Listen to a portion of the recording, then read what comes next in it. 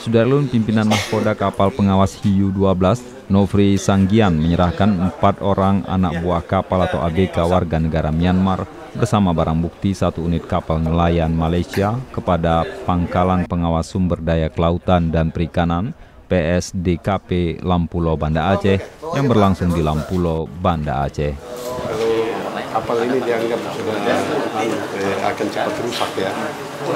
Jadi ada memungkinkan juga di tangan penyidik bisa dimusnahkan langsung. Nah inilah yang kami akan minta dulu petunjuk ke Satgas ya. Kalau perintah Satgas bisa kita proses, maka kita akan proses.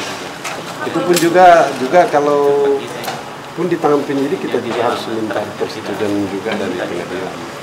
Kita langsung musnahkan tetap pada persetujuan dari pengadilan. Keempat ABK tersebut ditangkap saat melakukan pencurian ikan di perairan Indonesia menggunakan kapal kayu dengan nama SLFA 4935 berkapasitas 29 gross ton. Kapal tersebut kini diamankan di Pelabuhan Samudra Lampulo beserta alat tangkap jaring trawl dan ikan hasil curian. Dari Banda Aceh, Budi Patria, Serambion TV.